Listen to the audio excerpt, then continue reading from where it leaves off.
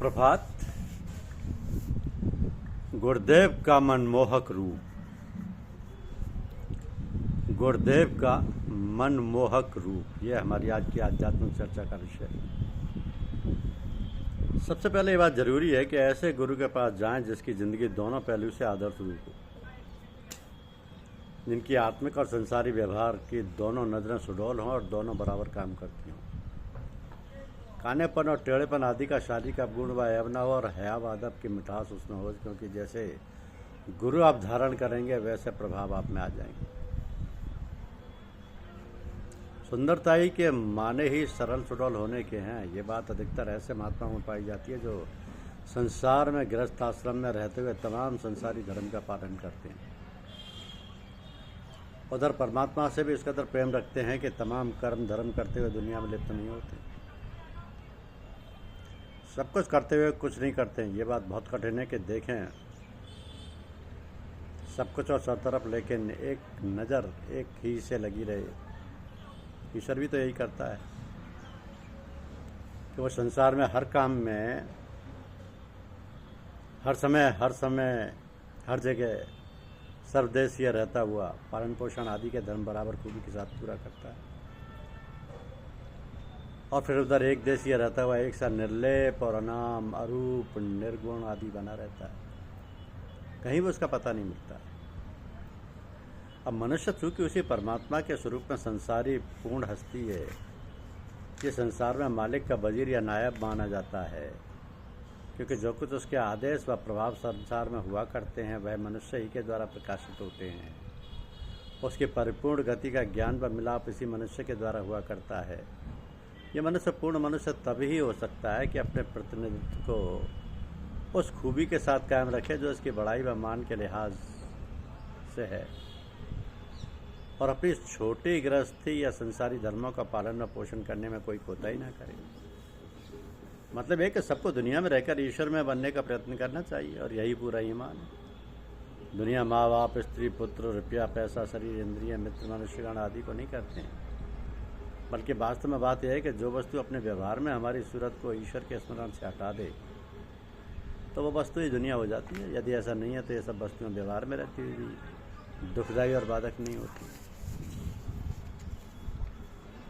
तो दुनिया व संसार में भी तो उसी परम परमेश्वर की पैदा की हुई है। यदि कोई अपने प्यारे की संतान या संबंधी वस्तुओं को जो उससे पैदा हुए हैं बुरी नज़र से देखे भाले या उसके तोड़ने मरोड़ने का प्रयत्न कराए तो उसका क्या मालिक प्रसन्न होगा? कदापि नहीं।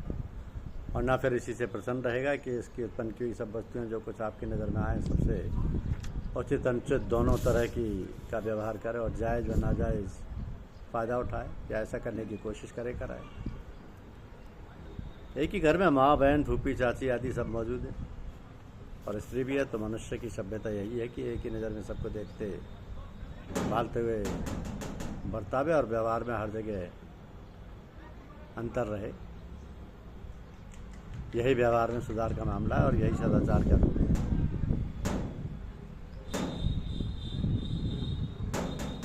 एक ही घर में बाद में आए ना, एक ही घर में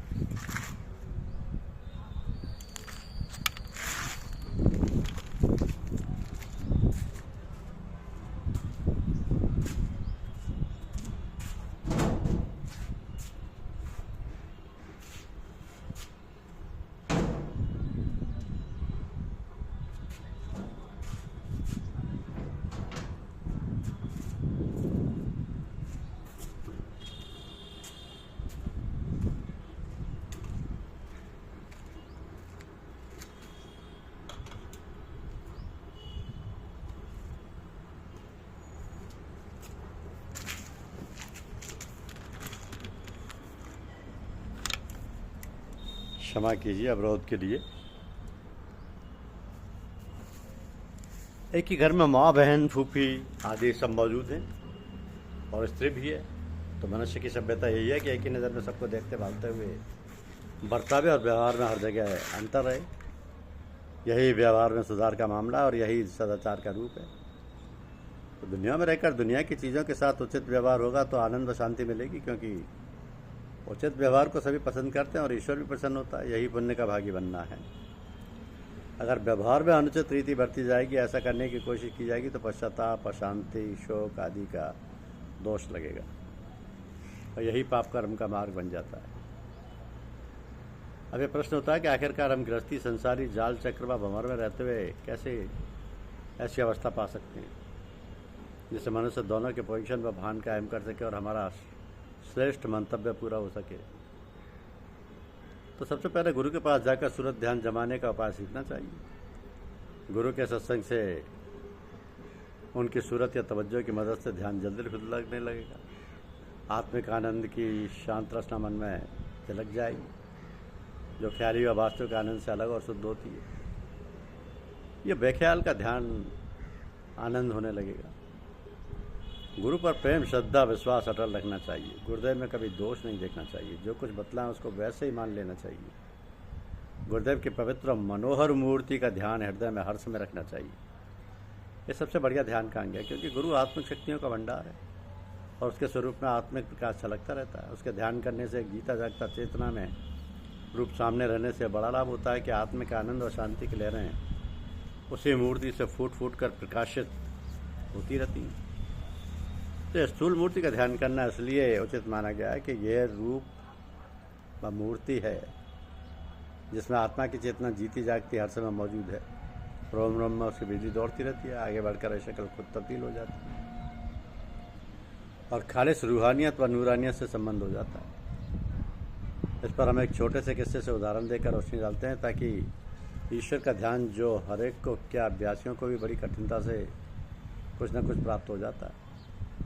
और आरंभ में तो ये बात बिल्कुल ही असंभव है, क्योंकि ऐसी अवस्था में पहुंच जाएं जहाँ अपने शरीर, मन, बुद्धि आदि से बिल्कुल बेसुधी और बेखबरी हो जाती है। लेकिन आत्मा की शांत व आनंद गति में डूब कर आनंद बस सुख में मग्न रहे तो वहाँ शरीर, मन, बुद्धि आदि आत्मा और ईश्वर के ज्ञान की अवस्था प्रारंभ हो जाती है। मतलब यह है कि अपनी आत्मा का स्वरूप अनुभव द्वारा कुछ न कुछ समझ में आ जाता है, तो ईश्वरीय ज्ञान आरंभ हो जाता है। कुछ लोग किसी जगह से लंबे सफ़र को चले। उस ज़माने में रास्ते बड़े भयानक होते थे। कुछ लोग बड़े बड़े गोल बटोलियों में सफ़र करते थे। रेल व सड़कें आजकल किसी नहीं थी। वे सब लोग मिलकर एक महात्मा के पास गए, जो कि पूरे दुनियादार और ग्रस्त थे। लोगों ने उनसे प्रार्थना की कि हज़रत, हम लोग बड़े लंबे सफ़र में जा रहे हैं, रास्ते में चोर, डाकुओं व जानवरों का भय है। आप प्रार्थना करें कि हम सब कुशल पूर्वक मंजिल तक पहुंच जाएं, या कोई जाप या तरीका कृपा करके बतलाइए कि जब कोई विपत्ति अचानक आए तो वह किया जाए। महात्मा जी ने अत्यंत श्रद्धा प्रेम के साथ जो हजरत को ईश्वर के प्रेम के संग था बतलाया, भाई वो ईश्वर ही मालिक है, इसी की याद करना। यदि ईश्वर का स्मरण न बन पाए तो इस सेवक ही को याद कर लेना। ये लोग सफ़र को रवाना हो गए। राह में अचानक डाकुओं ने हमला किया। सबने ईश्वर की याद की और उसको पुकारा, उसका जाप किया, लेकिन वो बुरी तरह से लुट गए और जख्मी हुए। उनमें से एक पुरुष ऐसा समझदार था कि जिसने गुरुदेव की दूसरी शिक्षा पर ध्यान दिया। उसने ईश्वर के स्मरण करने के बाद अपने गुरुदेव की याद की और उनका ध्यान बांध दिया। तो जिस समय डाकुओं ने हमला किया, वह पुरुष उनकी नज़र में ही ना आया और ना कोई उसकी तरफ मुखातिब हुआ और वह बिल्कुल साफ बच गया। जब सब लोग अपने देश को वापस आए तो सबने महात्मा जी से मिलकर शिकायत की कि हजरत ये क्या बात थी। हम सब ने आपके हुक्म के अनुसार ईश्वर की याद की और उसका खूब ध्यान किया, लेकिन सब व्यर्थ हुआ। हम सब खूब लुटे और जख्मी हुए और हमारे एक साथी ने आपका ध्यान किया तो उसकी ओर डाकुओं ने रुख तक नहीं किया। गुरुदेव ने फरमाया कि इसमें भेद ये था कि आप सब ने मेरे बतलाने के अनुसार ईश्वर का ध्यान किया, जाप किया, उसकी याद की, और हमने भी मर्यादा के लिहाज से अपने प्रीतम की बढ़ाई रखी जो हमारा धर्म था। लेकिन साथ साथ तुमने ईश्वर के स्मरण करने की विधि तो पूछी नहीं थी। ना तुम्हारे पास कोई ऐसा बटन था या मीटर था जिसके संबंध उस बड़े बिजली के भंडार से होता था कि उस बटन या मीटर की कुंडी कायदे से हरकत देकर बिजली को बुला लेते। और यही कारण था कि आप सबने ईश्वर का स्मरण किया, लेकिन उसकी बिजली रूप सहायता आप तक नहीं पहुंच सकी। यद्यपि वो हर जगह एक रास्ता मौजूद है, जिसके पास उसके बुलाने का मीटर ना हो उसका प्रयोग करने से बेबस है। इस दूसरे पुरुष ने फकीर की याद की, जो कि शरीर के पास वह मीटर बड़ी शक्ति वाला मौजूद है, जिसका संबंध ईश्वर से हर समय सीधा लगा रहता है। लिहाजा जब इसने मेरी याद की तो उसके हृदय का संबंध मेरे द्वारा ईश्वर के दिल से एकदम हो गया। और चूँकि वह और मैं एक ही तत्व हैं, अतएव वह ईश्वर शक्ति उस पुरुष की सहायता के लिए वहाँ पहुँच गई। दूसरी बात यह है कि आप लोग ईश्वर को क्या जाने, कहने सुनने से सुनी सुनाई तौर से कुछ जानते हैं, और हमारे दिल से उसका या परमात्मा का संबंध हर समय रहता है। लिहाजा उसने मुझे याद किया, जो मेरे पास था वो पहुँच गया।